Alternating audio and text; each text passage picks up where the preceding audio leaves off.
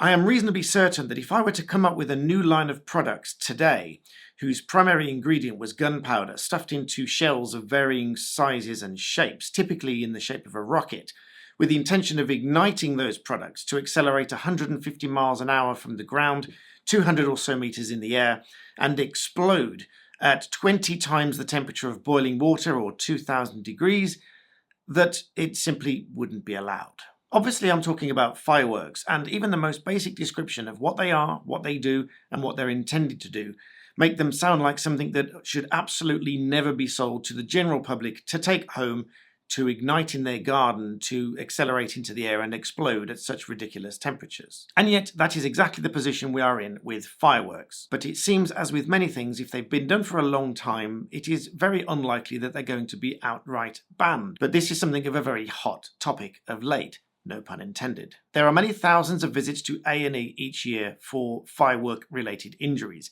many of them causing horrific injuries and disfigurements and even death, not to mention the effect that it has on our furry friends.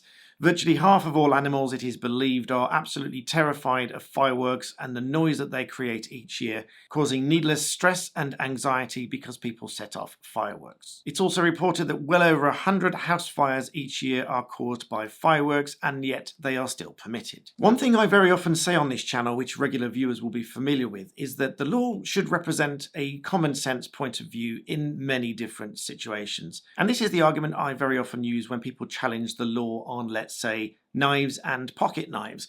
The law says that knives shouldn't be carried around in a public place without a good reason usually relating to work or something like that. And many items are simply outright banned unless you have a specific license for them. And this includes things such as firearms and explosives. So why is it that fireworks are still permitted? Well, of course, I cannot give you a definitive answer to this, and nor am I giving you my opinion. But what I can say is that it's reported that almost half of all consumers buy fireworks at least once a year for various occasions, and there have been several reports on consumer attitudes towards fireworks, with the most recent, it seems, being released in April of 2021. The Office for Product Safety and Standards issued a research report in April addressing public attitudes towards fireworks, safety at events, regulation of fireworks, and some concluding summaries. Broadly speaking, there was heavy support for a range of ideas for regulatory change which was proposed in the report. These included time limits on the sale and the use of fireworks for the public, for example, only being able to be sold at certain times of year, such as Bonfire Night, Diwali, and New Year. Time limits on organised public firework displays, limiting the sale of fireworks to specialist shops, and limiting the amount of noise that fireworks can make. But support unsurprisingly drops off when it comes to the ban of the sale of fireworks, be that for private or public displays. And the concluding summary says that the research shows that the British public hold a broadly favourable opinion of fireworks.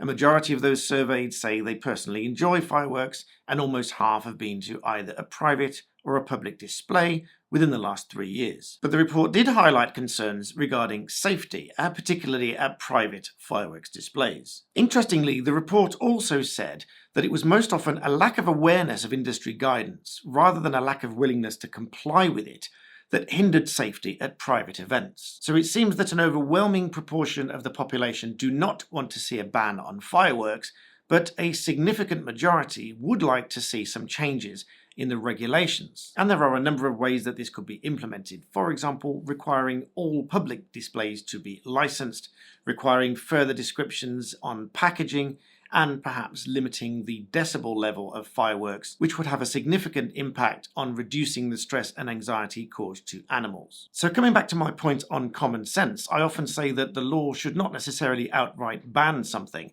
but certainly take a view on regulation and tightly controlled rules. But again, as with many areas, law is very often slow to change, unless there is significant support for it and motivation to get draft legislation through Parliament. And to that end, I was motivated to make this video because I had a series of emails from change.org of several petitions, many of which are gaining a lot of traction and many signatures.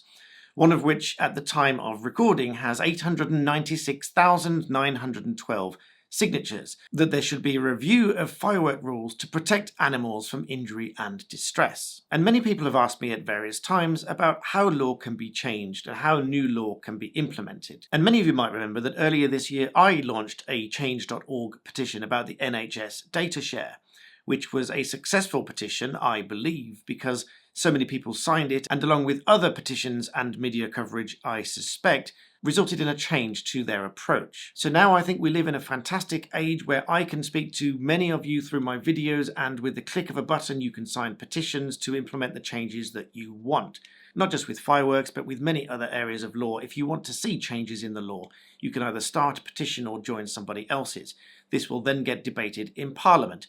So let's have a think about exactly what will happen after that. Well, when an issue like this comes to Parliament, it will be debated, and MPs will have the opportunity to raise concerns and letters and examples raised by their relative constituents and debate the issue in Parliament. And this might well result in suggestions for the changes to the law. This is very unlikely to result in a ban for fireworks, but it might well assist in regulating them that little bit further to make them safer for everybody and to help the animals that get distressed by fireworks. And if you want to learn a little bit more about how legislation and common law work together, I think you might find this video here very interesting.